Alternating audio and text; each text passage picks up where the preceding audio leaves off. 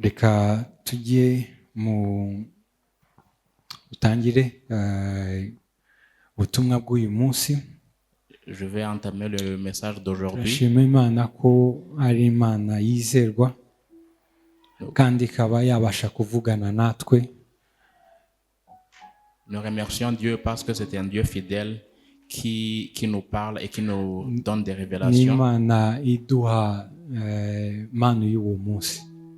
C'est un Dieu qui nous donne la manne du jour. Ni Imana iduha ibyo dukeneye uwo munsi. C'est un Dieu qui nous donne ce que nous avons besoin aujourd'hui. Ndashima ko ari yizerwa ko n'uyu munsi yaduhaye umugati w'uyu munsi. Je remercie Dieu parce qu'il est fidèle, il nous a donné le pain de ce jour. Mpabwa ubutumwa cyumweru gishize na nibazaga impamvu yabwo, ariko uyu munsi nasobanukiwe impamvu yabwo. Quand j'ai été donné ce message, je me posais la question, quelle est la raison de ce message, mais j'ai pu comprendre la raison de ce message. Ntago busobanuye mu gifaransa, bari hano wenda ubwo uko musemuzi wacu azajya bivuga bazajya bandika, ariko turavuga ku butumwa buvuga kwakira umwuka w'ubwenge ndetse no guhishurirwa, ariyo nsanganyamatsiko turimo, ariko kandi by'umwihariko bidusobanurira cyangwa se biduha kumenya ubutware duhabwa muri Kristo Yesu. Le message est recevoir l'esprit de sagesse et de révélation qui nous donne la connaissance de notre autorité en Christ. Hari numva Edija bivuzeho, hari ibintu byinshi ndetse yewe byinshi cyane biguhagarara imbere rimwe na rimwe ukibaza, ese iki ngiki kizegera kirangira? Ese ubu nzigera nambuka iki gikombe cy'igicucu cy'urupfu? Ariko nta kitarangira. Igikenewe cyangwa se icyo ukeneye ni ukwakira amaso abasha kubona ubutware ufite hejuru y'ibyo ngibyo byasaga nk'ibifite ubutware ku buzima bwawe. Comme Yedidia a dit, parfois tu te poses des questions, si tu vas un jour traverser la vallée de l'ombre de la mort qui est devant toi.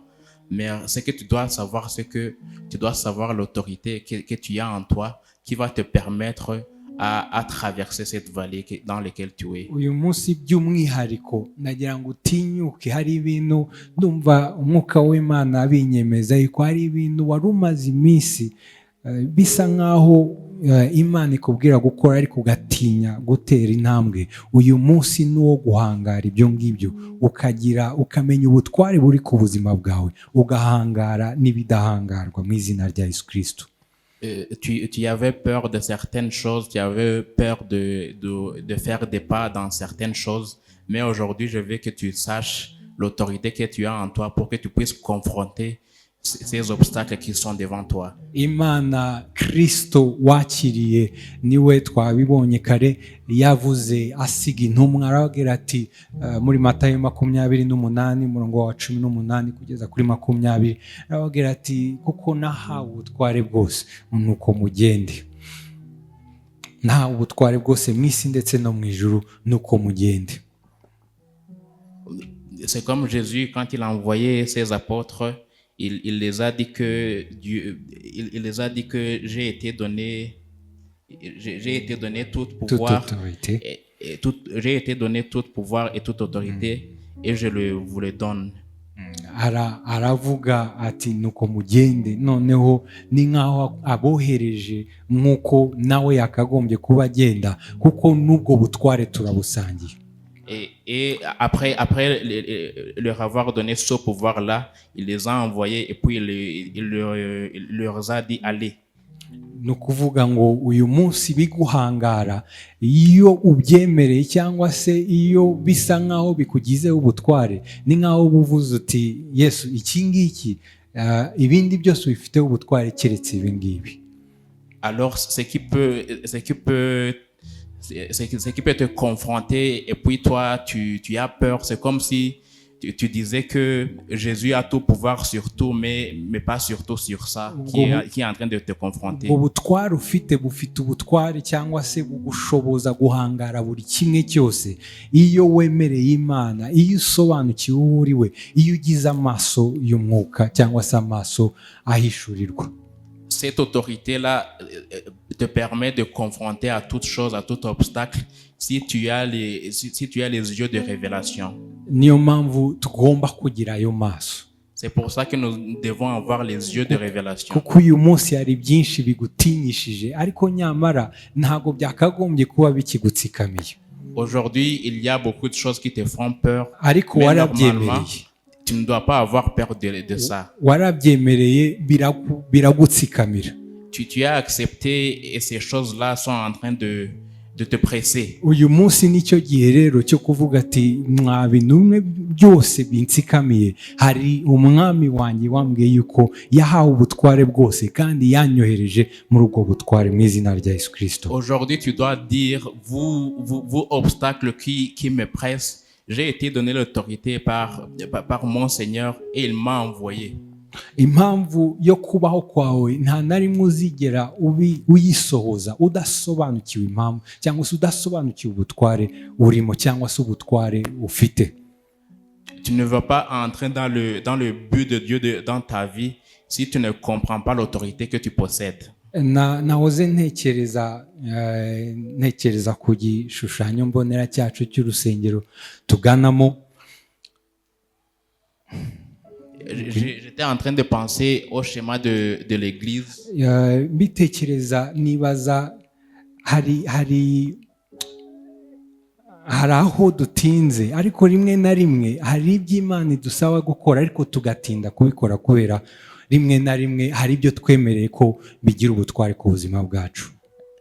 Quand je voyais le bâtiment de l'église là-bas, j'ai donc pensé, même si nous avons un peu tardé, mais Dieu, il est en train de faire une œuvre en nous. Dukeneye gutera intambwe kugira ngo icyo Imana yavuze gisore, kuko ntago Imana ari Imana ibeshya. Imana yahaye igishushanyo mbonera, yaduhaye igishushanyo mbonera, si Imana yibeshya kugira ngo wenda se ivuge ibintu itazasohoza.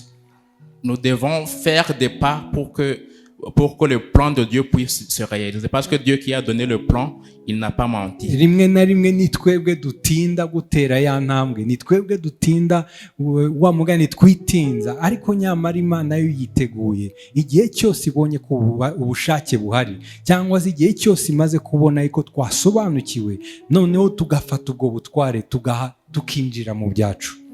Parfois, nous tardons à donner le pas, à marcher notre pas pour que Dieu puisse agir. Mais parfois, Dieu attend que nous ayons la révélation pour qu'il puisse nous faire entrer dans notre destinée. Tout ce que Dieu a dit va se réaliser. Ikimana yavuze cyose cyaturutse mu ijambo ry'Imana cyangwa se mu kanwa k'Imana cyose gifite ubushobozi bwo kuba, ariko rimwe na rimwe ni twebwe tubyangira kuba kubera kudasobanukirwa abo turibo. Tout ce que Dieu a dit dans sa parole, ça a le pouvoir d'être réalisé, mais parfois ça tarde parce que nous n'avons pas encore compris notre autorité.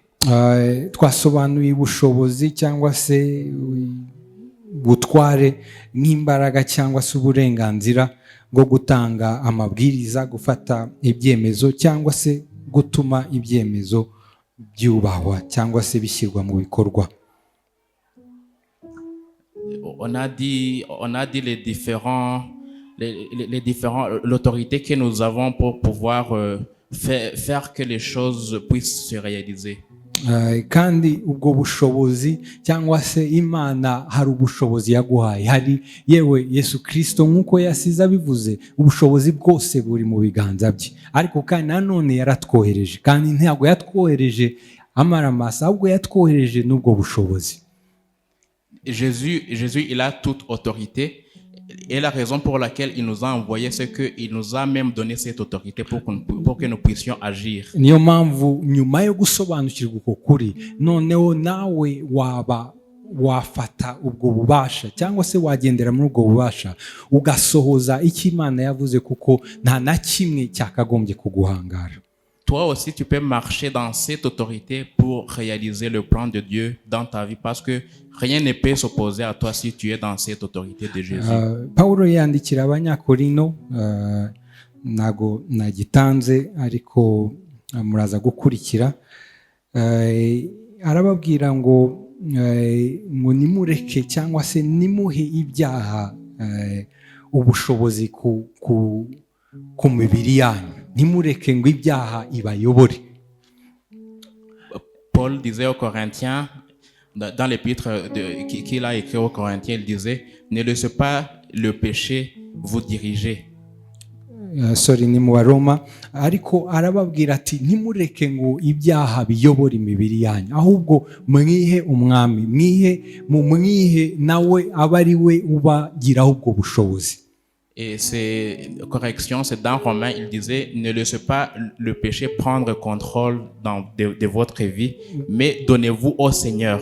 Kuko uwo wihaye nyine, uwo uhaye ubushobozi akugiraho ubushobozi nyine. Parce que c'est lui à qui tu te donnes, il a autorité sur toi. Ariko uyu munsi twakwiha umwami wacu ufite ubushobozi kuri byose, kandi yaduha ubwo bushobozi kuri byose mu izina rya Yesu Kristo. Aujourd'hui, nous pouvons nous donner nous-mêmes, nous soumettre nous-mêmes à qui a toute autorité, qui peut nous donner aussi l'autorité que nous avons besoin.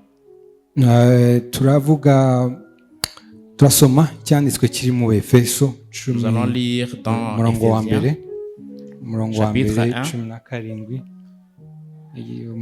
17, igice cya mbere umurongo wa 17 kugeza kwa 18.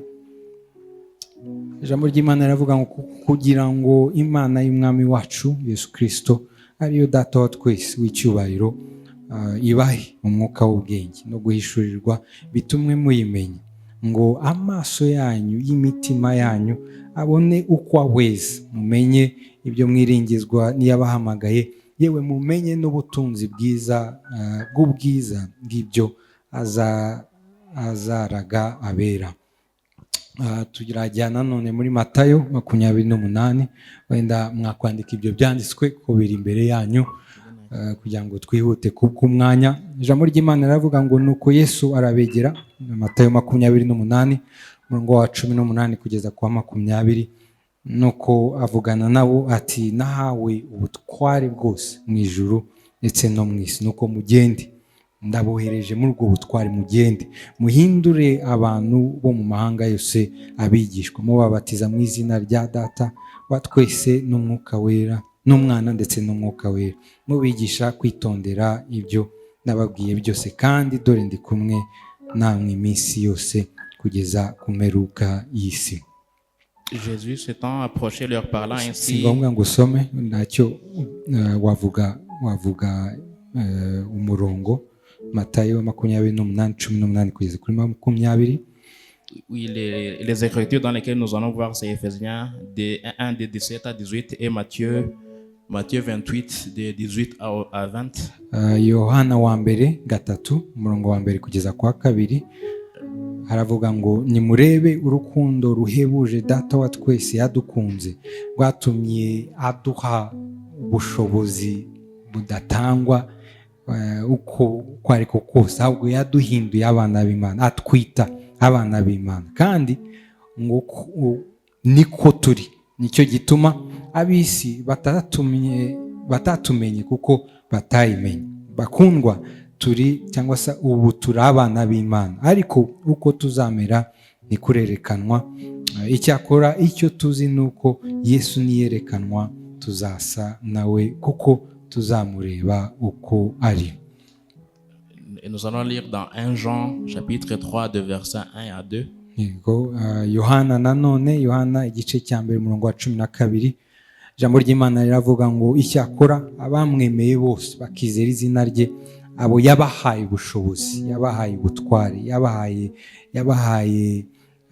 yabahaye ubushobozi bwo kuba abana b'Imana. Nous allons lire aussi dans Jean 1 chapitre 12. Petero wa mbere 2 umurongo wa 9 kugeza kwa 10 aravuga ngo ariko mwebweho, woweho niba wizera Kristo vuga uti njyeweho, cyane njyeweho, ariko mwebweho muri ubwoko bwatoranyijwe, abatambyi b'ubwami, ishyanga ryera n'abantu Imana yagize ite kugira ngo ugire ute,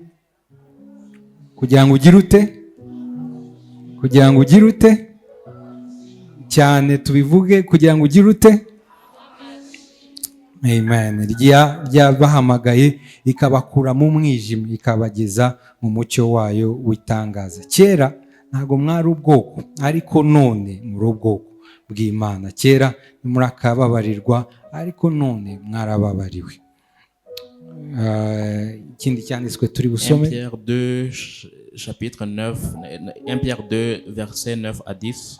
Nigo noneho Matayo cyanditswe cya nyuma, Matayo 8:27. Matthieu 8:27. Ijambo ry'Imana ravuga ngo abantu baratangara bati uyu ni muntu ki, umuyaga n'inyanja nabyo biramwumvira. Ces hommes firent saisis d'étonnement. Quel est celui-ci, disent-ils, à qui obéissent même les vents et la mer? Hari na twabivuzeho mu iteraniro rya mbere, hari ibidutinyisha, ariko rimwe na rimwe impamvu tubigirira ubwoba nuko tutari twasobanukirwa abo turi bo. Comme je l'ai dit dans le premier culte, il y a des choses qui nous font peur, mais la raison pour laquelle nous avons peur, c'est parce que nous ne connaissons pas encore notre autorité. Uyu munsi kudasobanukirwa ubutware bwawe, hari ibyakugizeho ubutware bwo. Aujourd'hui, parce que tu n'as pas encore compris ton autorité, il y a des choses qui ont pris autorité sur toi. Uyu munsi kubera kutagira amaso areba, hari ibyatumye utsikamirwa, ariko nyamara siko Imana yabigennye, kuko Kristo ajya kugenda yaravuze ati mfite ubutware bwose, nta na kimwe cyakagombye kugira ubutware keretse Kristo. Aujourd'hui, parce que tu n'as pas encore les yeux de la révélation, il y a des choses qui ont pris autorité sur toi, mais Jésus, il a dit qu'il nous a donné toute autorité. Alors, uyu munsi rero urahamagarirwa kugira andi maso, cyangwa se kugira amaso yerekwa, ukamenya yuko ubwo butware ubufite, ukamenya kugendera muri ubwo butware, ukamenya guhangara ibiguhangaye, ukabibwira ubutware ufite mu izina rya Yesu Kristo. Aujourd'hui, tu dois avoir les yeux de la révélation et savoir que tu as l'autorité de Jésus et marcher dans cette autorité de Jésus. Kandi gutinda kubimenya niko gukomeza gutsikamirwa, kandi gutinda gusobanukirwa niko gutsinda muri ibyo ngibyo bigutsikamiye. À force que tu tardes dans l'ignorance de ton autorité, c'est là où tu continues à être pressé. Ariko uyu usobanukiwe, iyo umenya uko kuri, noneho ubasha guhangara ibyo ngibyo byajyaga bikugiraho ububasha, ukabibwira ufite ububasha hejuru ya byose, ukabwira ibyo ngibyo yuko hari umwami wanjye yansobanuriye yuko afite ububasha hejuru mu ijuru ndetse no mu isi. Quand tu as connaissance de cette vérité que il y a l'autorité en Jésus-Christ, alors tu peux prendre autorité et dire à ces montagnes qui sont devant toi, à ces limitations, que il y a l'autorité du Seigneur qui dirige tout, qui est au-dessus de tout. Uyu munsi hari byinshi nabizi neza ko hari byinshi biduhangara. Uyu munsi twemereye, tusa nkaho twakiriye, turavuga ati iki nariyakiriye, iki ngiki bega nagihaye ubushobozi hejuru y'ubuzima bwanjye. Il y a des choses qui nous pressent et nous, à force que ces choses nous pressent là, nous soumettons à ces choses-là. Ariko nyamara twabonye Zaburi ya 23 yuko umurongo waho uvuga ngo niyo nanyura mu gikombe cy'igicucu cy'urupfu sinzatinya urupfu kuko nzi ko Uwiteka turi kumwe. Comme nous avons vu dans Psaume 23, nous avons vu le passage là où il dit même si je traverse la vallée de l'ombre de la mort, je n'aurai pas peur. Impamvu avuga ko yatambukaga nuko Imana ntabwo ariho yari yamushinze, Imana siho yari yamushyize, ahubwo nibyo yanyuragamo kugira ngo bikomeze kwizera kwe, kugira ngo bimusubizemo imbaraga abashe guhangara n'ibindi bikomeye azahura nabyo. La raison pour laquelle il traversait la vallée de l'ombre de la mort, ce n'était pas sa destination finale, mais c'était un passage dans lequel Dieu lui faisait passer pour pouvoir le former. ariko iyo tudasobanukiwe yuko ibyo ngibyo impamvu yabyo ari ukugira ngo bidukomeze, ahubwo bitubera ahantu tujya turatura mu gikombe cy'igicucu cy'urupfu aho kugira ngo dutambuke. Quand nous ne comprenons pas que la vallée dans laquelle Dieu nous fait passer, c'est pour nous fortifier, nous pouvons tarder dans cette vallée-là. Aho kugira ngo uvuge ngo naho nanyura mu gikombe, ahubwo bitangira imvugo ihindutse, noneho ugatangira kuvuga natuye mu gikombe cy'igicucu cy'urupfu. Au lieu de passer juste dans cette vallée-là, toi tu modifies le verset et tu dis j'habite dans la vallée. Ariko Imana iduhamagarira kunyura mu gikombe cy'igicucu cy'urupfu, ntuture mu gikombe cy'igicucu cy'urupfu. Mais Dieu nous appelle à passer par la vallée, mais pas habiter dans la vallée de l'ombre de la iduha mort. nubwo kunyura muri icyo gikombe, si ubwo gutura muri icyo gikombe. La grâce que nous avons, c'est passer dans la vallée, mais pas d'habiter dans cette vallée de ubushobozi l'ombre de la mort. yaduhaye nubwo kunyura muri icyo gikombe, si ubwo gutura muri icyo gikombe. La grâce que Dieu nous a donnée, ce n'est pas de demeurer dans cette vallée de l'ombre de la mort, c'est passer par cette icyo vallée de l'ombre gikombe de la si mort. icy'iteka ryose, nicyo unyuramo utambuka ujya aho Imana iguhamagarira. Cette vallée-là n'est pas pour l'éternité, c'est juste un passage avant que tu atteignes la destination finale. Hejuru haratubwira ngo andyamisha mu cyanya cy'ubwatsi bubisi, anjyana iruhande rw'amazi adasuma, kandi yewe ngo arangije antegurira ameza imbere y'amaso cyangwa se imbere mu maso y'abanzi banjye, igikombe cyanjye kirasesekaye. Ariko kandi nanone akemera rimwe na rimwe konca rwose muri ibyo ngibyo, nubwo bwose yatangiye yangirira neza, ariko niba ni neza y'Imana yo kugira ngo ikomeze ubuhamya bwanjye buzancisha no mu bindi bikomeye. Comme les passages au verset 2, il dit, il me fait reposer dans de verts pâturages, il me dirige près des eaux paisibles. Alors, comme nous avons vu dans ce verset-là, celui qui a écrit ce verset-là, il était dans un bon moment, mais Dieu l'a aussi fait passer par la vallée pour pouvoir le fortifier. No kuvuga ngo ibikomeye urimo kunyuramo, ibigoranye, ibisa nkaho ari iby'iteka ryose, ni ikibaya urimo kunyuramo, ubundi cyakagombye gukomeza kwizera kwawe kugira ngo uzabashe guhangara ibindi bikomeye. Les temps difficiles dans lesquels tu es en train de passer, c'est pour pouvoir te fortifier pour la destination finale, pour l'œuvre de Dieu que va faire dans ta vie. Ariko nyamara iyo udasobanukiwe ufata ibyo ngibyo nk'aho ari iby'iteka ryose, yewe ukemera yuko bigira n'ubushobozi ku buzima bwawe, ariko nyamara wakagombye kugira ubushobozi kuri ibyo ngibyo. Quand tu es à l'ignorance de cette vérité-là, tu permets à ces obstacles, à ces limitations d'avoir autorité sur ta vie, mais c'est toi qui dois avoir autorité sur eux. Dawidi asobanurira Umufilisiti wari umuhagaze imbere amubwira ati nguteye, yaramubaje se wowe unteranye inkoni ndetse n'amacumu bisa nkaho wansuzuguye, wiringiye iki? Amubwira ati njyewe ntabwo nguteye niringiye inkoni cyangwa ikindi kintu icyo ari cyo cyose, ariko Uwiteka Imana ya Isirayeli ingabo wasuzuguye, ndetse yewe Uwiteka Imana yambohoye mu maboko y'idubu, ikambohora mu maboko y'intare, iyo ngiyo iraza kukungabiza kandi ndakwica uyu munsi. Quand David se tenait devant Goliath lui posait des questions. Toi, tu oses venir devant moi avec des pierres et un bâton. Qu'est-ce que tu t'apitoies sur? Et David lui dit, moi, je m'apitoie sur le Dieu d'Israël, celui qui m'a fait tuer un lion et même l'ours. Ni ukuvuga Dawidi ahangaye wari umuhagaze imbere, wari uteye ubwoba kubera ibyo yari yaranyuzemo. Yashoboye kuba yavuga ati hari intare yampangaye ndayica, hari idubu ryampangaye ndaryica, ariko kandi nawe ndabizi neza yuko Uwiteka wanshoboje biriya, nubwo bisa nkaho ari bitoya, ariko nawe ndaguhangara mu izina rye kandi ntabwo uri buncike. David, il a dit, j'ai pu terrasser un lion, j'ai pu terrasser un ours, toi aussi je vais te terrasser par le même Dieu qui m'a fait terrasser ces animaux-là. imana yacishije muri biriya ni nayo igihari kugira ngo icishije muri ibi ngibi. Le Dieu qui m'a fait passer à travers ces obstacles-là, c'est le même Dieu qui va me faire passer par ces nouveaux obstacles-là. Gusobanukirwa ubutware bwawe ni ukumenya yuko ibyo urimo gucamo ntabwo ari ibyo imana yakugeneye aho ngaho, nta kugira ngo ashoboze cyangwa se akomeze cyangwa se agukomeze kugira ngo uko kwizera kwawe guhagarare kudatsinzwe kandi ubashe guhangara n'ibyaguhangara byose. Quand tu prends connaissance de ce que Dieu veut, Dieu ne veut pas que tu demeures dans cette vallée-là.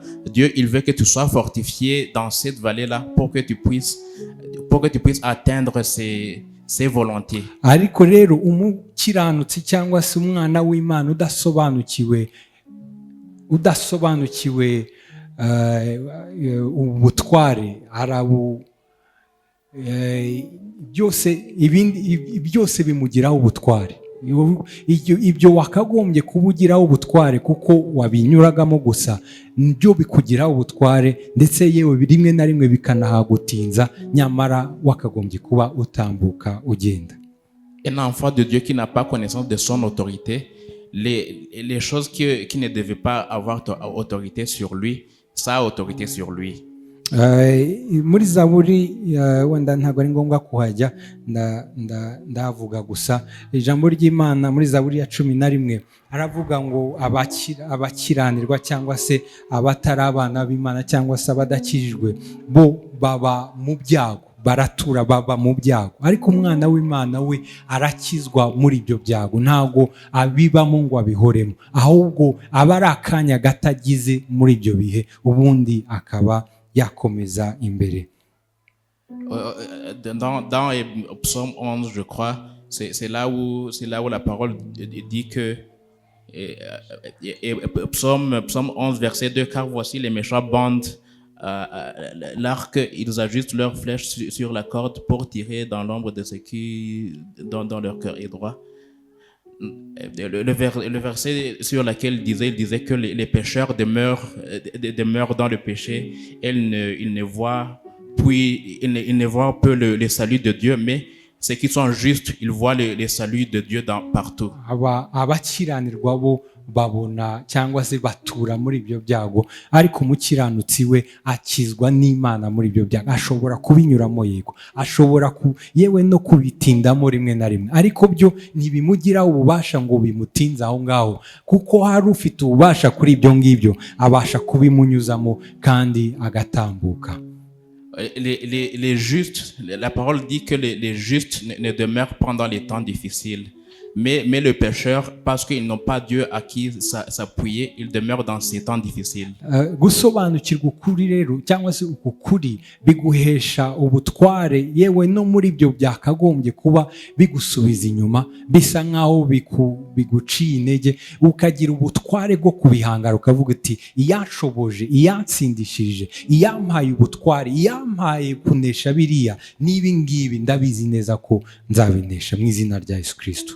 Quand tu as connaissance de ton autorité, alors tu peux confronter ces obstacles-là et dire à ces obstacles-là, comme j'ai pu passer à travers les autres obstacles du passé, ces nouveaux obstacles-là, je vais pouvoir les traverser. Rero uwo mwami wacu arizerwa, ntago yakuzanye muri icyo kibaya cy'urupfu kugira ngo hature. Ni umwami wizerwa, icyo yakuvuzeho ntabwo ari icyo kibaya, icyo yakuvuzeho arakizi kandi azagisohoza. Aho wahanyuraga gusa wihatura, aho wahanyuraga gusa wihawe ubushobozi, aho wahanyuraga gusa wituma haba ubuturo bwawe bw'iteka ryose mu izina rya Yesu Kristo. La volonté de Dieu, ce n'est pas que tu demeures dans cette vallée-là. La volonté de Dieu, c'est que tu puisses passer par cette vallée-là pour être fortifié seulement. Imbaraga zayo zishobora kukuvanamo rwose, yewe ubihangare ubibwira uti erega wakibaya cy'igicucu cy'urupfu sinzatinya kuko nzi kumwe nawe kandi natambukaga, ntago natuye, natambukaga rwose. Alors tu dois confronter cette vallée de l'ombre et de la mort et dire à cette vallée, je suis juste de passage, je ne veux pas demeurer dans cette vallée-là. Kudasobanukirwa kudasobanukirwa ubutware ufite ni akaga rwose. n'est pas avoir connaissance de ton autorité, c'est Kudasobanukirwa vraiment uwo uriwe une ni akaga calamité. rwose, ni akaga rwose, kandi uhora utsikamirwa n'ibyo wakagombye kuvugana nabyo, ubibwira ko uri umuhisi, uri umugenzi, udatuye. Les choses qui ne doivent pas te presser, ils vont toujours te presser parce que tu es en manque de connaissance de ton autorité. Bimwe turajya kuri point ya mbere, bimwe mu bintu guhishurirwa ubutware Imana yaduhaye biduha ubushobozi bwo gutinyuka imibereho yacu ya buri munsi. Nous allons aller sur le premier point. Quand nous sommes en connaissance de l'autorité de Dieu sur notre vie, ça nous donne la force, de pouvoir traverser toutes les tentations. Niba hari ikintu kijya gituma tugira rimwe na rimwe kwitotomba, rimwe na rimwe gukora ibyangwa n'Uwiteka, ni imibereho duciyemo. Comme je le disais, quand nous avons l'audacité et l'autorité de Dieu, nous pouvons traverser à travers tout obstacle qui se dresse devant nous. Iyo tudasobanukiwe ukuri kw'Imana, iyo tudasobanukiwe abo turi bo, dusanga twatuye muri cya kibaya, dusanga ya mibereho yadutsikamiye, ariko nyamara twakagombye ubundi kuba tuvugana n'imibereho tuti aha naho natambukaga, aha naho nahitaga, ntabwo ahangaha ariho buturo bwanjye mu izina rya Yesu Kristo. Quand nous avons l'ignorance de notre autorité, nous demeurons dans ces temps difficiles, nous demeurons dans cette vallée dans laquelle nous ne devons pas d'habitude tarder. Mose mu gihe cyo mu butayu, Mose afata abantu 12 arabohereza ati mugende muturebere kiriya gihugu, mugitate muturebere ibyacyo. Moïse, au temps là où les Israélites étaient dans le désert, il a envoyé 12 espions pour pouvoir espionner le pays de Canaan. Kimeze giti, ese ni cyiza, ese gifite ibyiza. Il leur a demandé d'aller espionner le pays et ayez des informations sur ce pays-là. Comment ce pays est. Bagarukana inkuru imwe nziza, ariko n'indi y'incamugongo bati koko igihugu watwoherejemo ni igihugu cyiza, ariko nanone twabonyeyo ibihangange. Ils ont dit le pays, quand ils sont revenus, ils ont dit à Moïse et aux leaders des Israélites, ils les ont dit, le pays dans lequel tu nous as envoyés, c'était un beau pays, mais nous avons vu qu'il y a des géants dans ce pays-là. Ariko nyamara mu byo Mose yabohereje kuvukora, ibyo ntiyari yabibabwiye, yari yababwiye kugenda kureba igihugu, barebe koko niba koko iby'Imana yabasezeranyije ari byo, niba koko ari igihugu gitemba amata n'ubuki, niba ari igihugu cyiza. Ariko baragenda bareba n'ibirenze ibyo Mose yabatumye, bareba abantu yewe babemerera cyangwa se bya bibazo babyemerera ko bigira ubushobozi ku buzima bwabo. Dieu les avait envoyés pour aller confirmer ce que Dieu avait dit sur le pays qui coule le lait et le miel. Mais eux, ils ont dépassé ce que Moïse les avait dit. Ils ont commencé à regarder les personnes qui peuplent ce pays-là. Et ça a pris autorité sur eux. Abantu babiri bafite gusobanukirwa ndetse n'amaso y'umwuka, bafite ubutware bw'Imana, baravuga bati ntago ariko bimeze. 10 batanze inkuru mbi, ariko Joshua na Kalebu barahagarara bavuga ati erega twabasha no kubarya nk'imitsima, ntago aba rwose bazaduhagarara imbere. Niba duhagaze neza, niba turi mu murongo w'Imana rwose, ntimugire ubwoba, abangaba nabo twabasha kubarya nk'imitsima, niko ijambo ry'Imana ritubwira. Mais les personnes qui avaient la révélation de Dieu, qui sont Josué et Caleb, ils ont dit à Moïse, comme nous avons vu ces personnes-là, parce que nous avons Dieu avec nous, nous allons leur manger comme des pâtes, nous allons pouvoir les terrasser. Nyamara ariko ikintu gikomeye nshaka kubereka ni cyabaye kubatabashije kubona kugira aya maso abasha kubona, amaso abaha kusobanukirwa ububasha kuri bo. Ce que je vais vous montrer, c'est ce qui est arrivé aux personnes qui n'ont pas eu les yeux de révélation. Umuntu wese utarabashije kugira ayo maso wese yaguye cyangwa se yasigaye mu butayu, ntiyigeze agera mu byo Imana yamusezeranyije.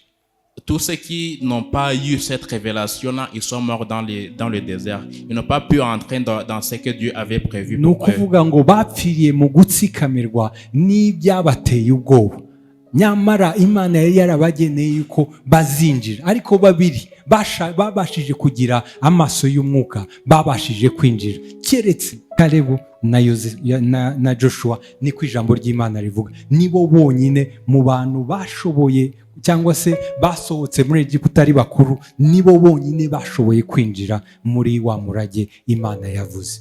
Josué et Caleb sont ceux qui ont pu entrer dans le pays de Canaan. Les autres, ils ont péri dans le désert car ils ont pris peur et ce qui leur donnait la peur a fini par les terrasser. Uyu munsi hari biguteye ubwoba, ariko nyamara hari ubutware ubufiteho. Ariko nutabona ubwo butware, ibyo bizakugiraho ubutware kandi bizakwicira aho ngaho mu butayu. Nyamara iby'Imana yavuze yarifuje kubisohoza rwose. Il y a ceux qui te font peur, mais si tu ne prends pas connaissance de ton autorité, ces choses-là, ils vont te terrasser et tu vas mourir dans le désert et tu ne vas pas pouvoir entrer dans le plan de Dieu dans ta vie. Ibyo umwanzi agamije gukora no kukwereka icyo kibazo yuko gikomeye cyane, icyo kibazo yuko gifite ubushobozi, icyo kibazo yuko gifite gukomera guhambaye, icyo kibazo yuko nta muntu mu muryango wawe wigeze agitambuka. Ariko nyamara Yesu Kristo yaravuze ati mfite ubushobozi no kuri icyo ngicyo. Yaravuze ati mfite ubushobozi ari mu ijuru ari no mu isi, ariko si ubushobozi gusa, n'ubushobozi bwose. Tu peux regarder les obstacles qui sont dans ta famille, les limitations qui sont dans ta famille, et le diable, il veut que tu aies une impression que tu ne peux pas dépasser ça. Mais Jésus, il a dit, j'ai tout pouvoir sur tout. Ibyo rero ni ukubibona, ugombe ubisobanukirwe yuko icyo urimo kunyuramo n'iki Imana ishaka gukoresha kugira ngo uzabe uwatoranyijwe wamamaza ishimwe ry'Imana. Ariko si ibyo yakuremeye kugira ngo uturemo cyangwa se bigutsikamire, ahubwo yabiremye kugira ngo ubigireho ubutware, ndetse yewe ushobore kubisohokamo, ugende uvuga ishimwe ry'Imana, ndetse riguha no kunesha n'ibindi mu izina rya Yesu Kristo.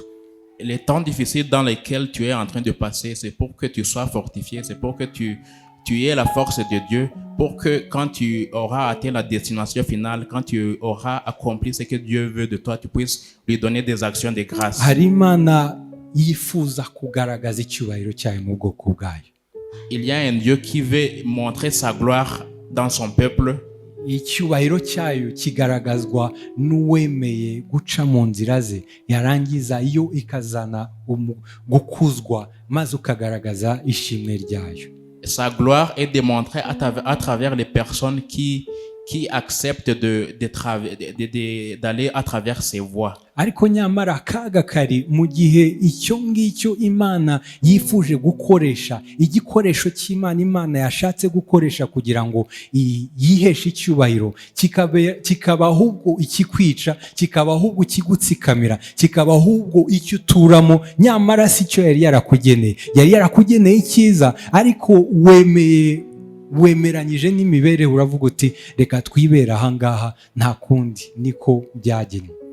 Le malheur est aux personnes qui acceptent que la vallée dans laquelle ils sont en train de passer, que c'est une réalité, alors ils acceptent de demeurer dans cette réalité. Et ils se meurent. Imana ishimwe cyane yohereje ijambo ry'Imana kugira ngo uyu munsi usobanukirwe ukuri kwayo, usohoke muri icyo kibaye cy'urupfu, maze ugaragaze icyubahiro cy'Imana. Kuko watoranyijwe muri Petero wa mbere, nk'uko twasomye, watoranyijwe kugira ngo wamamaze ishimwe ry'Umwami w'Imana, watoranyijwe kugira ngo ubu ubwoko buri speciale buzahamya gukomera kw'Imana, buzahamya imirimo y'Imana, buzahamya gukora kw'Imana nk'uko kutigeze kuboneka igihe icyo ari cyo cyose mu izina rya Yesu Kristo. Aujourd'hui, la parole de Dieu est que tu puisses traverser cette vallée, pour que tu puisses, comme on a lu dans Pierre, pour que tu puisses donner des actions de grâce à Dieu pour ce que Dieu a accompli dans ta vie, parce que tu es un peuple spécial. ubwoko rero cyangwa se iyo dusobanukiwe ibi duciyemo ntibitubera aho dutuye, ahubwo bituviramo amashimwe twamamaza, maze tukavuga gukomera kw'Imana yacu, ibyo yakoze bikomeye, ndetse yewe bikanatubera n'impamvu yo guhangara ikindi icyo ari cyo cyose cyakuza imbere, kuko uzi yuko iyo akoze biriya iracyahari kandi iracyari Imana yizerwa, na biriya izabikora mu izina rya Yesu Kristo. Les périodes difficiles dans lesquelles nous passons nous servent à témoigner de la bonté et la puissance de Dieu qui va être démontrée dans notre vie pour que nous puissions prendre contrôle de ce que Dieu avait prévu pour nous. Umwanzi niwe wagennye ko wizera yuko ubwo ari bwo buturo Imana yakugennye. L'ennemi, c'est lui qui a décidé que ça doit être ta demeure. Uwo niwe n'umwanzi wifuza yuko ugwa mu butayu, ariko nyamara Imana yateguye Kanani kandi irahari, kandi nta wundi ibereyeho ni wowe, ahubwo wowe ugomba kumenya yuko ubutayu ngomba kubunyuramo vuba, maze njye mu byo Imana yampamagariye. L'ennemi veut que tu meurs dans le désert, mais Dieu il a choisi Canaan et tu es le peuple choisi qui doit entrer dans Canaan.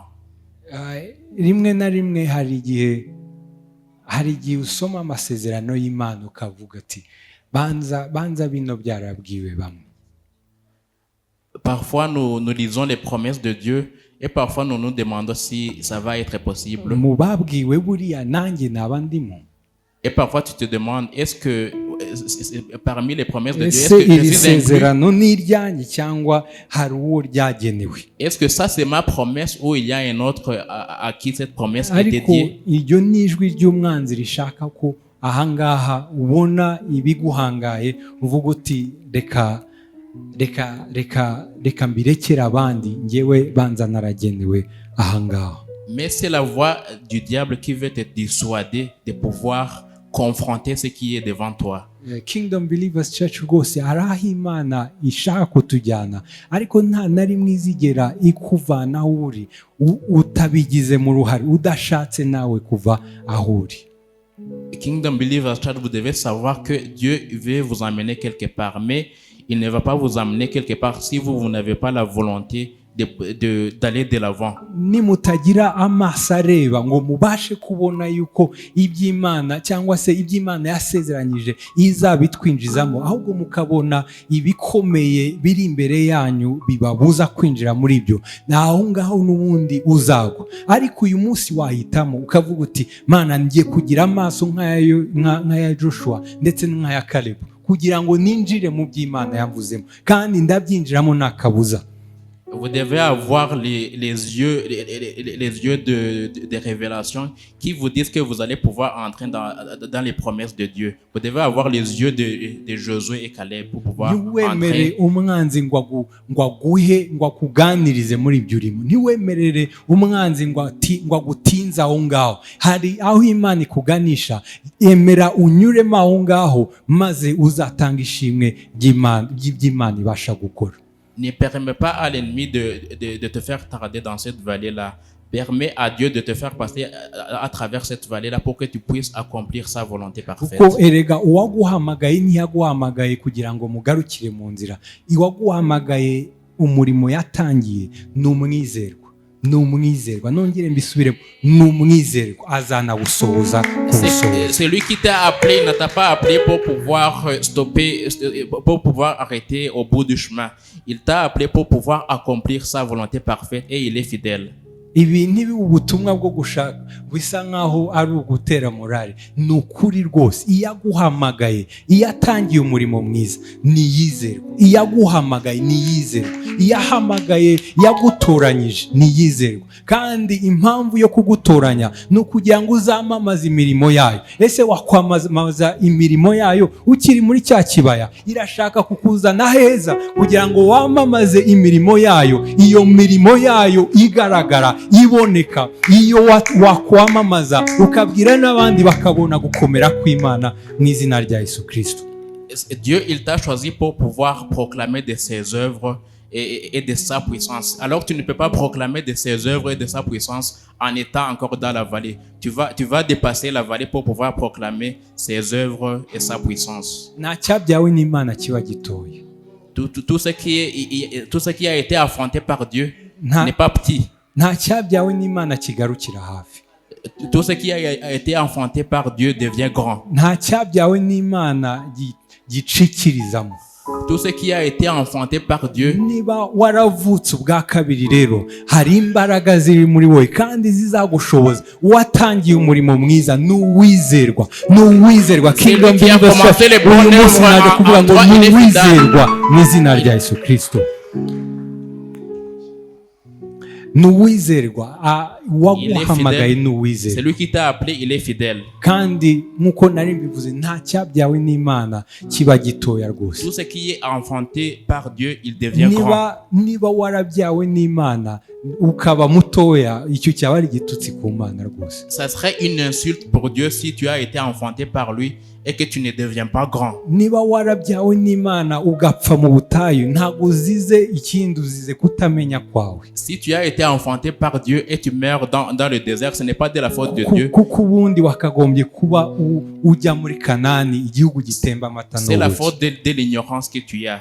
Uyu munsi rero Imana idukureho ibitwikirizo ndetse n'iby'umwanzi yadushyize mu maso, tutangire tubone ukuri kw'Imana nk'uko ishaka ko tukubona, maze twinjire mu by'Imana iduhamagarira, kuko byo birahari, ni ukuri birahari, hari iby'Imana yavuze kandi igomba gusohoza mu izina rya Yesu Que Kristo. Dieu nous enlève le voile pour que nous puissions voir à travers ses voies. Parce que c'est sa volonté, c'est pour que nous puissions entrer dans notre destinée.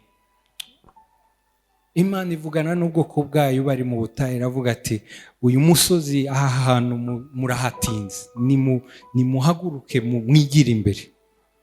Dieu parla à son peuple à travers le désert et il lui a dit, vous avez assez tardé. Prenez un pas. Ahantu ibi bintu hari ubuzima uzengurutsemo, hari ibyo bisa nkaho yewe banabikwitiriye ati runaka uriya musore ushaje adashatse. Parfois, tu traverses des moments difficiles. Parfois, il y a des limitations qui sont dans ta vie. Et parfois, on te donne le nom de ta limitation. Ni runaka wa wundi ucuruza ntibigende. Parfois, on dit célibataire. Parfois, on dit celui qui fait du commerce et ça ne marche pas. Wa wundi ukora bigahomba. C'est lui qui a toujours des dettes et des faillites. Wa wundi utangira projet y'ubukwe bikarangira fiancé amwanze. C'est lui qui entame le projet de mariage et la fiancée lui quitte. Yewe byahindutse rimwe na rimwe ikikuranga yewe. Parfois, il y a des limitations qui même deviennent notre identité. Ariko akaga n'ukwemeranya n'ubwo buzima ukemerera iryo zina nawe. Le malheur, c'est être en accord avec cette vie et accepter son nom-là qui t'a été donné. Akaga si ukuba ubirimo, akaga n'ukwemeranya nawe ukavuga uti ubu nibwo butura Imana yangeneye. Le malheur, c'est être en accord avec ces vérités-là qui sont devant toi. Ariko nyamara Dawidi aravuga ati nciye muri iki gikombe cy'igicucu cy'urupfu, aha siho nagenewe, ahangaha nahanyuraga gusa, natambukaga kandi n'ikimenyimenyi Uwiteka turi kumwe, araza kuntambutsa kandi ndaza kurenga ngere ku rundi ruhande. David, il a eu la connaissance que la vallée était seulement temporaire. Il a eu la révélation que la vallée était seulement un passage pour atteindre la volonté de Dieu dans sa vie. Wikwemera iyo mibereho kukuganiriza ikubwire yuko ubutware bwose bufite ku buzima bwawe. Wikwemera ibyo ucamo, kwemera yuko bisa nkaho byararangiye, ahangaha nibwo buturo bwanjye. Hoya rwose, hariho Imana ikujyana kandi amaso yayo niyo yatuma uhabona kandi ukiringira yuko izahakugeza mu izina rya Yesu Kristo. N'accepte pas que les réalités qui sont devant toi te fait tarder dans cette période-là. Accepte que Dieu puisse te mener dans ce qu'il a prévu pour toi dans ta vie. Hari Imana ivugana nawe, yavuganye na Yeremiya imaze kumubwira ibyo ajya gukora. Yaramubwira ati mu murongo wa 12 igice cyawo cya mbere, Yeremiya aramubwira ati ese muntu w'Imana, ese Yeremiya uruzi iki? Aramubwira ati nduzi inkoni y'umurinzi. Undi aramubwira ati waroye neza kuko ndi inyuma y'ijambo ryanjye, kuko ndi inyuma y'ijambo ryanjye, kuko ndi inyuma y'icyo navuze cyose kugira ngo ngisohoze. C'est comme Dieu parla à Jérémie quand il lui a donné sa mission et Dieu lui a posé la question, qu'est-ce que tu vois? Et Jérémie lui a dit, je vois un bâton. C'est pour ça que Dieu il a dit à Jérémie, je suis celui qui commence une bonne œuvre et ce que j'ai dit va être réalisé. Ndi inyuma y'ijambo ryanjye kugira ngo ndisohoze.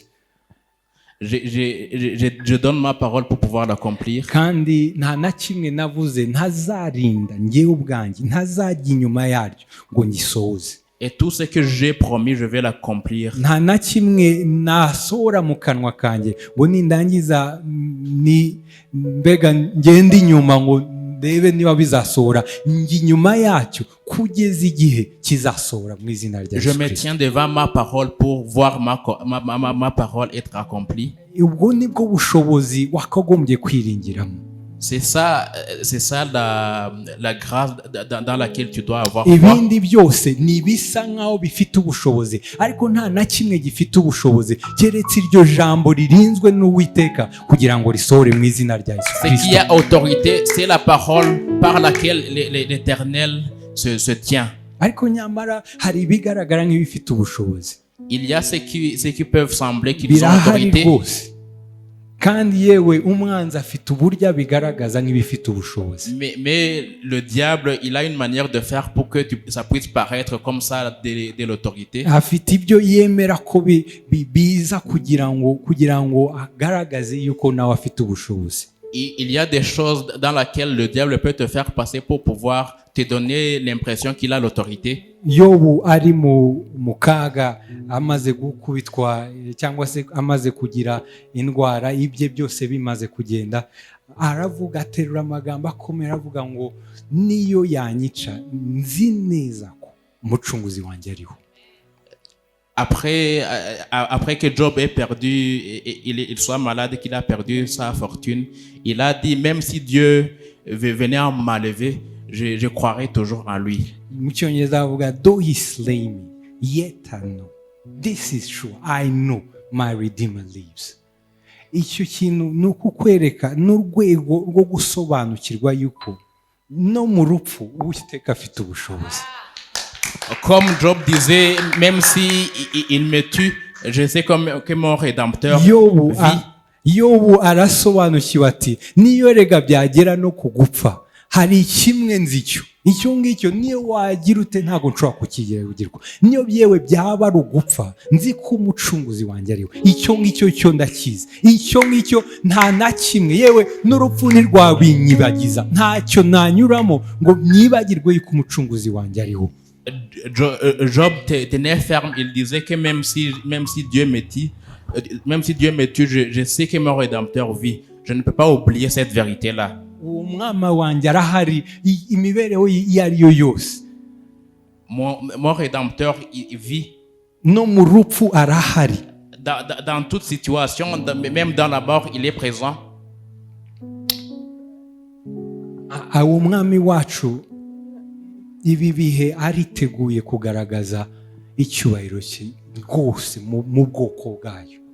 Dieu, il est prêt à montrer sa gloire à travers son peuple pendant des moments comme ça. Wasobanukirwa akamenya uko kuri, hari bikomeye wagendera mu rwose.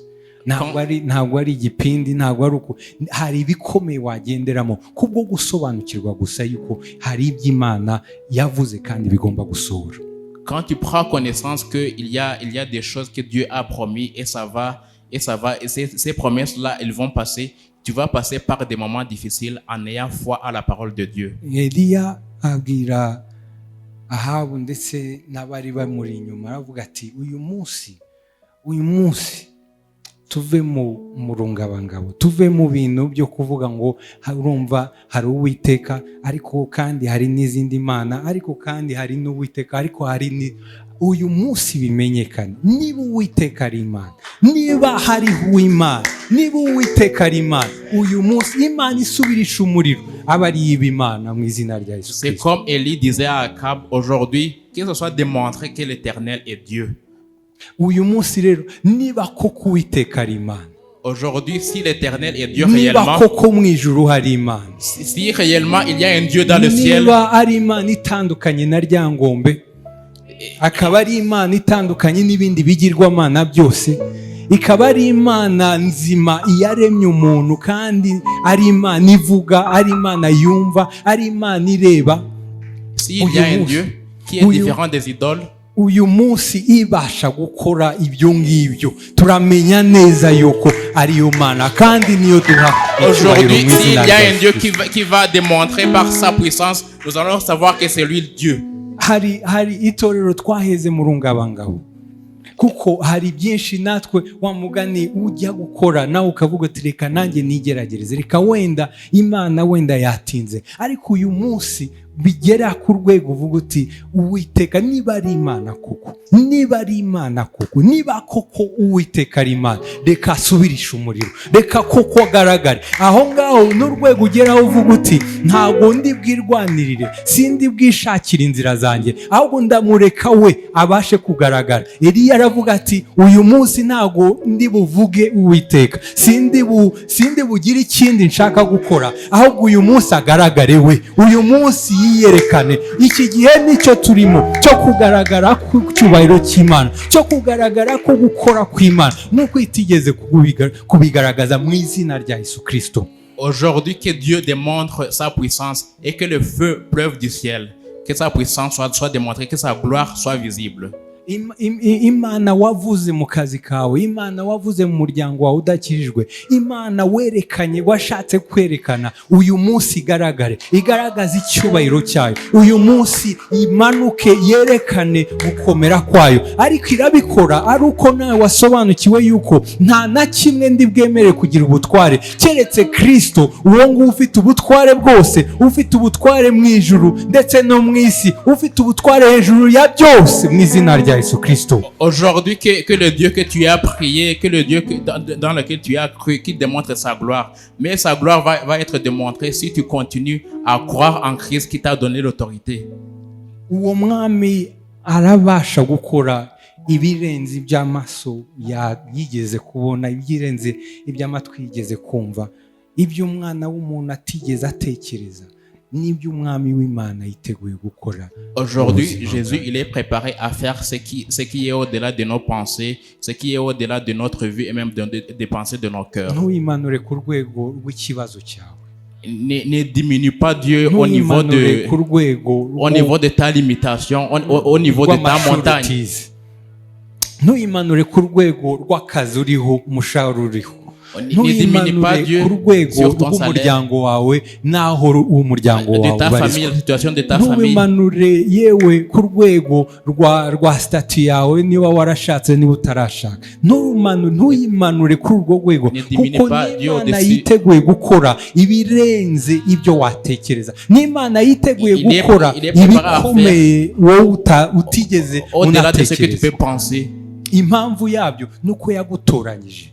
C'est parce qu'il t'a choisi. Impamvu yayo nuko yaguhisemo. Il t'a choisi. Impamvu yabyo nuko yaguhamagaye kugira ngo wamamaze ishimwe ryayo. Ntuzigera wamamaza ishimwe ryayo nta shimwe ufite mu by'ukuri.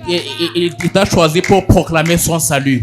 Uyu munsi ni igihe ngo Imana yawe wahamagaye, Imana watabaje igaragare mu buzima. C'est le moment là où le Dieu que tu as prié, le Dieu que tu as demandé d'intervenir, va intervenir. Ni igihe usobanukirwa yuko Kristo wavuze yuko afite ubutware, ntabwo yasize ari igipindi ahaye intumwa ze, yabohereje afite ubwo butware koko, yabohereje n'izo mbaraga koko, kandi izo mbaraga ziri kumwe natwe uyu munsi turazigenderamo mu izina rya Yesu Kristo. Jésus qui a donné l'autorité, à ses apôtres, les apôtres qui sont partis avec cette autorité, nous aussi nous avons cette autorité là, et cette autorité va être démontrée.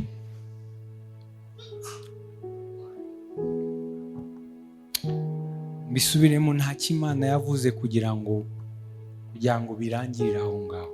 Il y a rien de ce que Dieu a dit qui ne va pas venir à terme. Yavuze kugira ngo bibe nka morali yo gutera umuntu, nibirangiza izavuga ati byarangiriye hariya, burya narangije mvuga.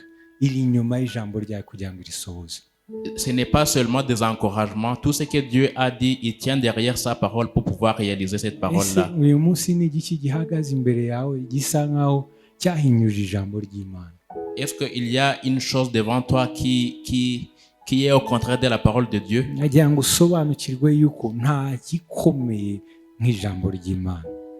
Il y a rien de puissant que la parole de Dieu. nk'ijambo ry'Imana. La parole de Dieu, elle est puissante. ijambo ryaremye ijuru n'isi, nta kirusha imbaraga uwo mwami. Nta wundi muntu wavuga ngo bibe ijambo rya nyuma. Uwiteka niwe uvuga bikaba ijambo rya nyuma. Uwo yawe ari we wese atari Uwiteka wavuze, uwo nguwo Uwiteka yavuguruza ibyo ngibyo rwose. La parole de Dieu, elle est plus puissante que toute autre chose. C'est la parole qui a créé les cieux et la terre. Et il y a personne qui peut dire, il y a personne qui peut dire la dernière parole que l'Éternel seulement. Akaga gahari nuko hari iby'Imana iduhamagarira kujyamo, ariko kubera kutagira amaso abona, kubera kutagira guhishurirwa, twatinye ibiduhangara. Nyamara iyo Dawidi atica Goliyati, wenda iriya yari yo nzira ye imujyana ibwami, iriya bwari bwo buryo bwe bwo kugira ngo ategeke muri Isirayeli. Ariko nyamara uyu munsi hari ibiguhangara ukagira ubwoba ukaguma inyuma, nyamara byari bije kugira ngo bikwinjize mu Imana yakuvuzeho. Dieu nous appelle à des grandes choses. Et parfois, nous avons peur de ce qui nous presse. Mais si David avait eu peur de ce qui le pressait, il n'aurait pas devenu roi, il ne serait pas devenu roi. Nous aussi, nous devons avoir la révélation pour aller au-delà de ce qui peuvent nous presser. Erega ishimwe ntago rizazamuka nta wundi muntu uzazamura ishimwe, ni wowe ugomba kuzamura ishimwe. C'est toi qui dois donner des actions de grâce à l'Éternel. C'est toi. C'est toi qui dois donner des actions de grâce. C'est toi qui dois parler de la puissance de Dieu. Si tu ne vois pas la puissance de Dieu, tu ne vas pas savoir la puissance de Dieu. Mais si tu vois la puissance de Dieu, tu vas proclamer cette puissance de Dieu.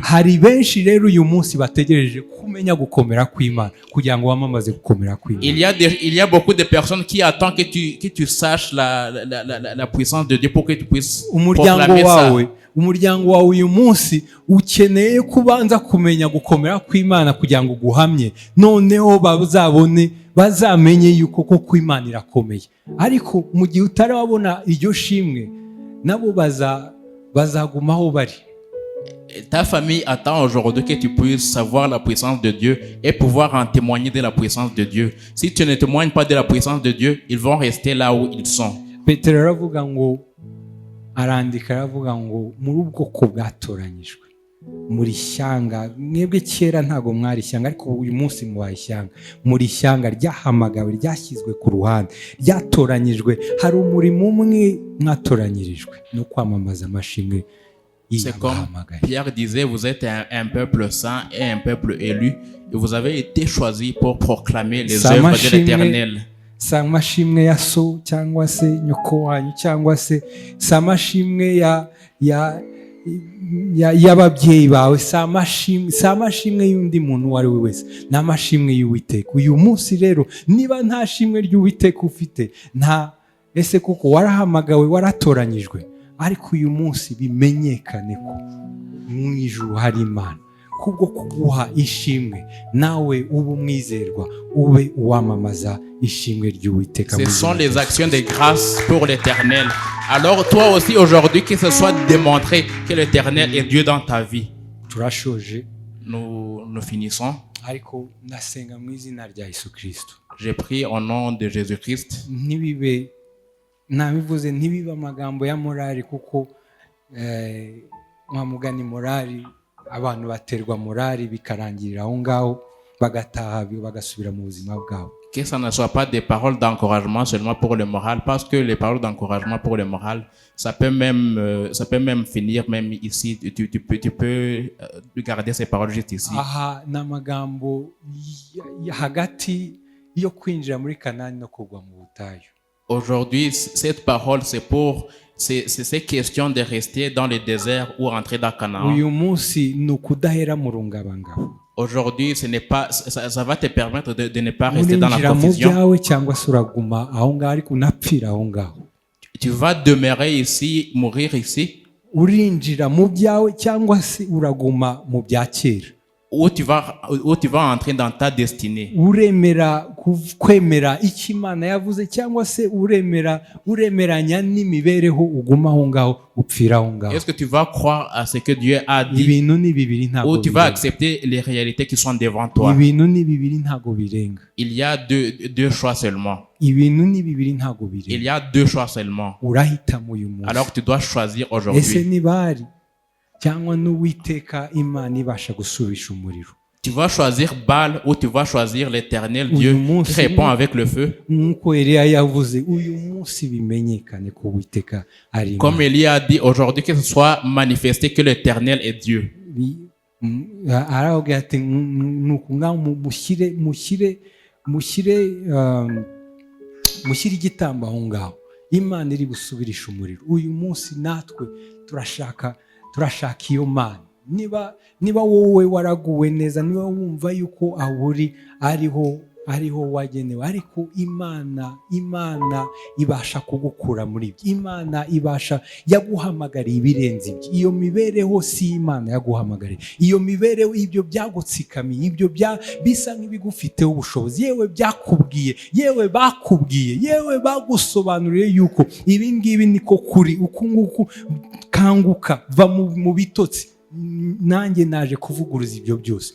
uyu munsi naje kuvuguruza ayo majwi yose. uyu munsi naje gushyiraho irindi teka mu izina rya Yesu Kristo, yuko Imana ivuga yuko, cyangwa se Kristo avuga yuko yahawe ubushobozi bwose. n'ayo magambo ayafiteho ubushobozi, n'ibyo byose urimo kunyuramo bifiteho ubushobozi. wikwemeranya nawe. ni igikombe cy'igicucu cy'urupfu wanyuragamo, ni igikombe cy'igicucu wacagamo kugira ngo uzamamaze imirimo y'Imana. ariko nyamara niwemeranya nabyo, aho ngaho nanone ndagutangariza yuko aho ngaho niwe uzagwa. Dieu t'appelle à aller au-delà de ta condition. Dieu t'appelle à regarder au-delà de la vallée de l'ombre et de la mort. Car la destination finale, car la volonté de Dieu va s'accomplir si tu choisis de regarder au-delà de cette vallée de l'ombre et de la mort. uyu munsi nutemera kwambuka, aho ngaho nirwo rupfu rwawe. Aujourd'hui, si tu n'acceptes pas de traverser cette vallée, ça sera ta mort aujourd'hui. Mwami, mu izina rya Yesu Kristo tuje imbere. Au nom de Jésus-Christ, nous venons devant toi. ni wowe ubasha gukora ibirenze ibyo umwana w'umuntu yatekereza ndetse n'ibyo yakwibwira. C'est toi qui peux faire au-delà de ce que l'homme peut penser. ubuhungiro bwacu ni wowe ujya ukora ibirenze ibyo umwana w'umuntu ajya atekereza ndetse n'ibyo yakwibwira. ndasenga mu izina rya Yesu Kristo, uyu munsi uduha amaso, uyu munsi udusobanurira abo turimo, uyu munsi twemerere tubashe kubona mu izina rya Yesu Kristo. hari ibyo twemereye mu buzima bwacu, hari ibyo twahaye ubutware mu buzima bwacu, ariko mu izina rya Yesu Kristo, Imana ya data, Imana ibasha gusubirisha umuriro. ndasenga mu izina rya Yesu Kristo, twiyake ibyo byose, twivane muri ibyo byose, tuve muri ibyo byose mu izina rya Yesu Kristo, kugira ngo tubone gukomera kw'Imana, kugira ngo twamamaze ishimwe ry'Imana. wowe waduhamagaye, nta kindi yaduhamagariye kwamamaza ishimwe rye, yaduhamagariye kwamamaza gukomera kwe, yaduhamagariye kwamamaza imbaraga ze. nyamara ntabwo twemereye ubwo gukomera kw'Imana kugaragara. ndasenga mu izina rya Yesu Kristo, uyu munsi uhumura amaso yacu, uyu munsi uhumure kubona kwacu, maze duhishurirwe abo turimo, maze duhishurirwe abo waduhamagariye.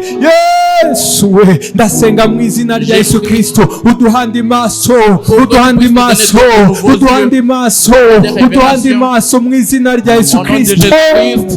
Jabramanderebo, zibrashata kalabra, ndalibroshate mandaraba, zabreshata libramanderebo, shilabrakata, delebrashata, liambramandereba. Mwijuru hari Imana yiteguye gukora ibyo umwana w'umuntu atatekereza. mwijuru hari Imana, ntabwo ari bayari, si Imana itavuga, si Imana yaremye amaboko ariko nyamara ntikore, si Imana yaremye akanwa ariko nyamara nyamara ntivuge. Si Imana yaremye amaso nyamara ntirebe. Imana yacu ni nzima, yaremye umuntu, yaremye ibintu byose tureba ni nzima kandi yiteguye gukora ibikomeye. Ndasenga mu izina rya Yesu Kristo, uyu munsi tubone gukomera kwawe, uyu munsi tubone gukomera kwawe, uyu munsi tubone gukomera kwawe mu izina rya Yesu Kristo. Tuve mu rungabangabo, mu izina rya Yesu Kristo, tuve mu byari byaradutandukanyije. Byiringiro byacu we, byiringiro byacu we, byiringiro byacu we, erega niwe byiringiro byacu. Beha nuburiye amaso ku musozi, ese gutabarwa kwanjye kwava he? Ese gutabarwa kwanjye kuraturuka he? Kuwiteka Imana nyiringabo, kuwiteka Imana nzima, niyo kuri buturuke, niyo kuri buve. Gutabarwa kwanjye kurava kuwiteka. Ni wowe duhanze amaso, ni wowe dukesha byose, ni wowe, ni wowe. Nta handi Mwami Yesu, nta handi byiringiro byacu, nta handi tureba, nta handi. Aho waduhamagaye ni ukureba wowe gusa, ni wowe dukesha byose. Mwami mwiza, Mwami mwiza. Rabrashata rebrashata kala lambramandebo zabrashata kalabra. Mwami utubabarire, utubabarire buhungiro bwacu. Twarakumanuye ku rwego rw'ibibazo byacu, twarakumanuye ku rwego Mwami Yesu rw'ibyo twahuye nabyo. Twarakumanuye, ariko uri Imana ishobora byose, uri Imana nyiringabo, uri Imana, usigara uri Imana. Niyo nde nta byiringira, usigara uri Imana. Yo baravuga ngo niyo yanyica, naho yanyica, ndizeye neza ko umucunguzi wanjye ariho. Umucunguzi wanjye ariho, umucunguzi wanjye ariho. Niyo napfa, umucunguzi wanjye ariho. Niyo napfa, umucunguzi wanjye ariho. Niyo napfa, umucunguzi wanjye ariho. Niyo yanyica, umucunguzi wanjye ariho. Ndabizi. Shalom Ramandere. Mwuka w'Imana utubabarire. Wagiye uvugana natwe kenshi, ariko twagiye twanga kubera ibituzengurutse, kubera bazavuga iki, ese nabishobora. Ariko uyu munsi twongeye kwemera, uyu munsi twongeye kwemera guhamagarwa nawe.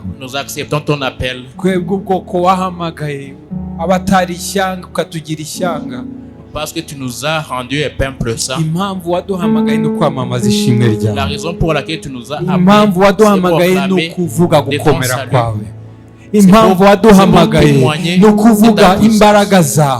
c'est pour parler de ta puissance. Au nom de Jésus-Christ, cette vallée de l'ombre et de la mort dans laquelle nous avons tardé, nous allons passer cette vallée-là. Nous n'allons pas demeurer dans cette vallée, nous allons la traverser. Ahasi wo wadushinze, ahasi wo waduhaye gakondo, ntabwo ari wo wavuganye natwe. Ahasi wo wadushinze, ahasi wo wavuganye natwe, ahasi wo wadushinze. Aha ntabwo ari wo wavuganye natwe, waturemeye guhamagara kukuvuga ishimwe ryawe. Ahasi wo waturemeye, ahasi wo waturemeye, ahasi wo wadushinze, ahasi wo wadushinze, ahasi wo ce n'est pas là où tu nous as implanté. La brachata la mandere, shalambre mandere vosa la brachata, ziambra chete lembre mondara vosi kata, ye kalabra mandere vosa ndele braya, lambrachate ke lembre mondara. Open our eyes, O God. I pray you open our eyes, O God. Ouvre nos yeux. I pray you open our eyes, O God. Fungura maso yacu. I pray you open eyes, oh God. Fungura maso yacu. Oh, I pray you open eyes, oh God. Ndasenga gufungura maso yacu. Open eyes, oh God. Fungura maso yacu, Mana. Open eyes, oh God. Fungura maso yacu. Open eyes, oh God. Fungura maso yacu. Open eyes, oh God. Humura maso yacu. Open eyes, oh humura maso yacu. Open eyes, humura maso yacu. Open eyes, oh Humura Lord. amaso yacu. Open eyes, oh Humura Lord. amaso yacu. Open eyes, Humura oh amaso Lord. yacu. Oh, icyampa ugafungura amaso yacu. Icyampa ugafungura amaso Si tu yacu. ouvrais seulement nos Byiringiro yeux. byacu, icyampa ugafungura Tu es amaso notre yacu. espérance. Si tu Icyampa ouvrais ugafungura nos amaso yeux. yacu. Icyampa ugafungura Si tu amaso ouvrais yacu. seulement nos yeux. Nitwitiranye ibintu. Pour que nous ne puissions pas être dans la confusion. Nitwitiranye Pour ibintu. que nous ne puissions pas être dans la confusion. Nitukumanure ku rwego rw'ibyo duhura nabyo. Pour que nous ne puissions pas te redresser à ce qui est Nitukumanure ku devant nous. rwego rw'ibibazo duhura Pour que nabyo. nous ne puissions pas Ufungura se amaso. redresser à ce qui est devant nous, aux obstacles qui sont Ufungura devant amaso nous. yacu. Ouvre nos yeux. Abrashele mandele. Zobrasheteli bramanda. The Spirit of the Lord is upon me, and He has commanded me to announce the year when the oppressed is freed. In the name of Jesus, I pronounce freedom in the name of Jesus. I pronounce freedom in the name of Jesus. I pronounce freedom in the name of Jesus. I pronounce freedom in the name of Jesus. I pronounce freedom from any other thing in the name of Jesus that has taken authority over our lives. I pronounce freedom in the name of Jesus. I pronounce freedom in the name of Jesus. I pronounce freedom in the name of Jesus of Nazareth. umudendezo mu izina rya Yesu Kristo w'i Nazareti. Iryo zina ni irya Yesu. C'est le nom de Jésus-Christ. Wagendaga agirira neza abantu, abohora, Il faisait du bien aux gens. abohora Il libérait les captifs. abari imbohe, Il libérait les captifs. akiza abarwayi. Iryo zina ni Il irya guérissait les Yesu. malades.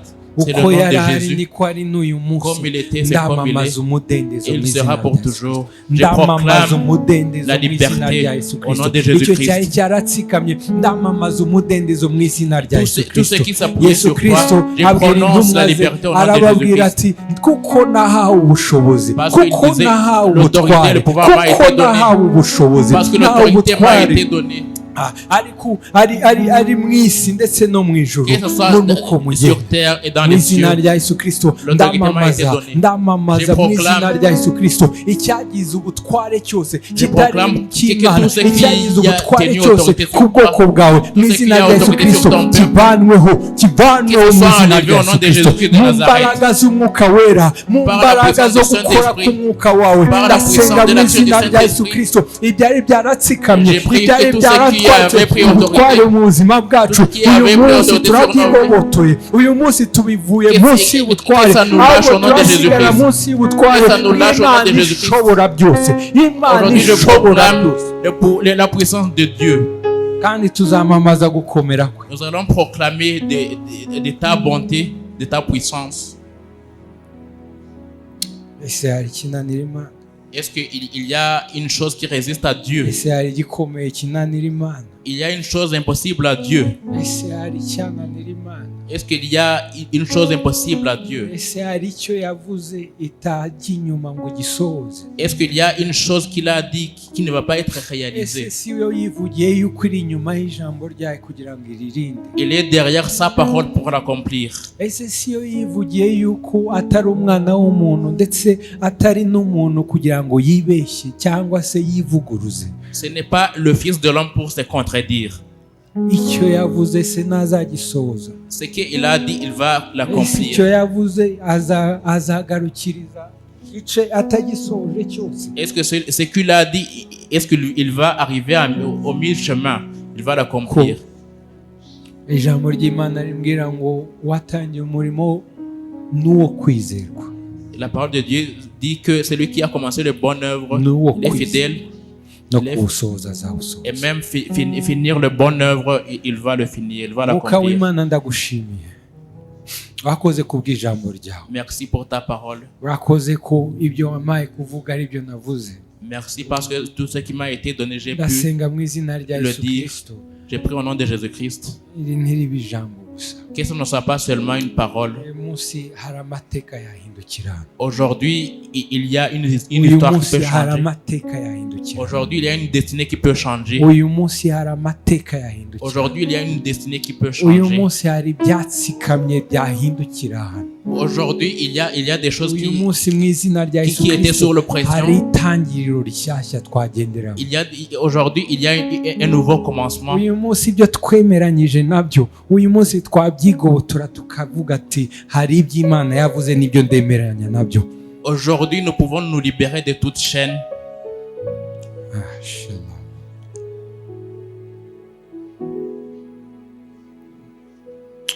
cyangwa ugasatura ijuru Si seulement cyangwa ukagaragara tu séparais les cieux, cyangwa ukagaragara si seulement tu traversais les cieux et que tu cyangwa te ukagaragara manifestes, nk'Imana sois manifesté comme Dieu, cyangwa ukagaragara nk'Imana que tu sois visible comme Dieu, ugakuraho gushidikanya kose, que tu enlèves toute confusion, ugakuraho gutsikamirwa kose n'ibyari byaradutsikamiye, que tu enlèves toute oppression sur nos vies, kuko uri Imana parce que tu es Dieu, kandi ubushobozi bwose ubufite.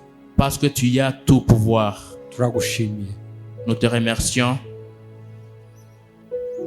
mu izina rya Yesu Kristo. au nom de Jésus-Christ. Amen. Amen.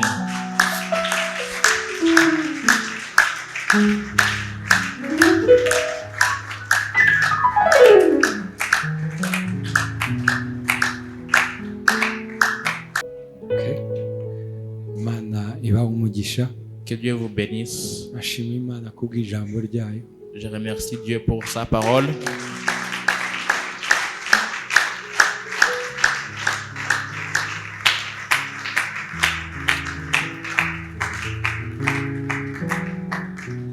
Rigutere gufata icyemezo.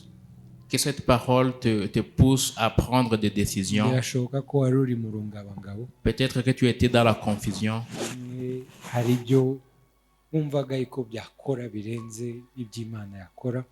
Peut-être que tu te demandais qu'il y a des choses qui peuvent mieux faire que Dieu. Hari ibyo wari wararetse bigira ubutware. Il y a des choses que tu avais donné l'autorité sur ta vie. Ariko hari Imana yifuza gukora ibirenze iby'umwana w'umuntu yatekereza. Mais nous avons un Dieu qui peut faire au-delà de ce que l'homme peut penser. Iki ni cyo gihe cyo kwamamaza amashimwe y'Uwiteka. C'est le temps de donner des actions de grâce pour l'Éternel. Niba yaradutoranyirije, Si il t'a choisi, niba yaradutoranyije, s'il nous a choisis, iki ni cyo gihe cyo kwamamaza. c'est le moment de proclamer. Niba uri ubwoko bwatoranyijwe n'Imana, Si tu es un peuple élu par Dieu, niba uri ishyanga ryashyizwe ku ruhande n'Imana, si tu es un peuple saint qui a été élu par Dieu, ntabwo ari ejo n'uyu munsi igihe cyo kwamamaza. ce n'est pas demain, c'est aujourd'hui de pouvoir témoigner Imana ibahe de umugisha. la puissance de Dieu. Twakira umushumba Pastor Joshua. Nous allons recevoir Pasteur Joshua pour finir. Haleluya. Amen. Haleluya. Amen. Bwana asifiwe. Abahabwa umugisha bari hehe? Qui ont été bénis. Amashi menshi ku Mana yacu. Beaucoup d'acclamations Haleluya. pour notre Dieu.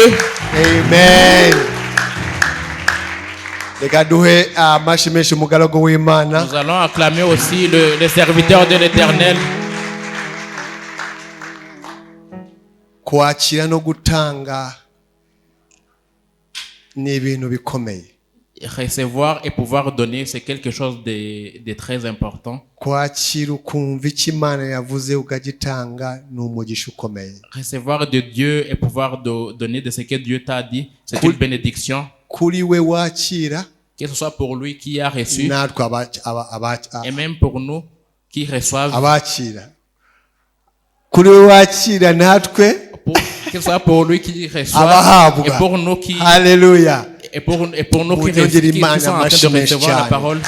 Acclamons Dieu. Imana ihabwa icyubahiro turashoje.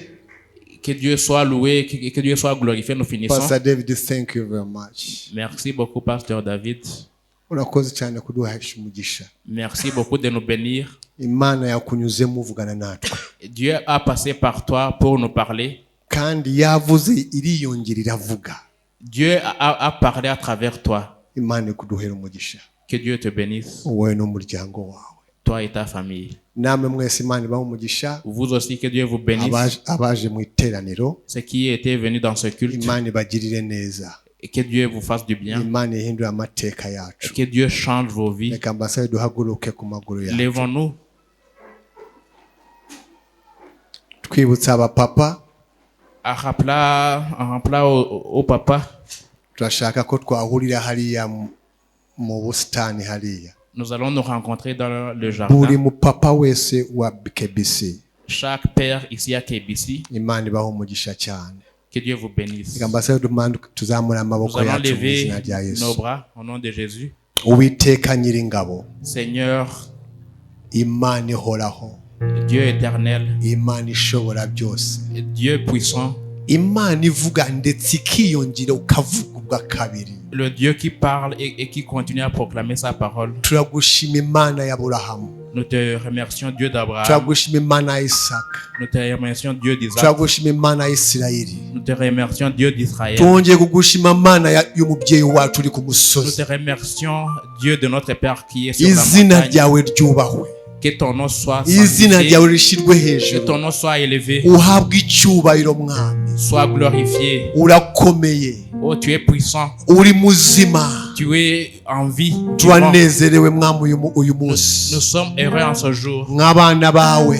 comme tes enfants. Turagushime ko wadutumiye mwami kandi twakwitabye twaje. Nous te remercions parce que tu nous as invités à être dans ta Tugushime ko présence. uvuganye Nous sommes ici. n'imitima yacu. Nous te remercions parce que tu as parlé à nos cœurs. Uvuganye n'ubuzima bwacu. Tu as parlé à nos vies. Uyu munsi mwami Merci pour aujourd'hui. biramenyekanye data. Aujourd'hui, c'est Kuri Imana yacu. aujourd'hui que ça se sent Imana que ikora notre Dieu, ibikomeye.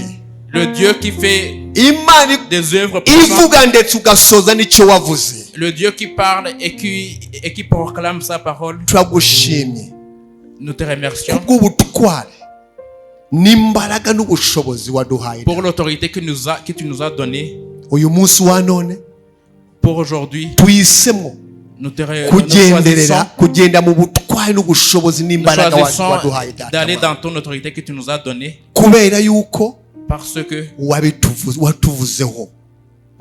pour tout ce que tu as dit sur nous, Umugisha ubwoko bwawe. bénis ton peuple Wumvise ijambo ryawe. qui ont entendu Reka ta parole. ijambo ryawe ribe rizima.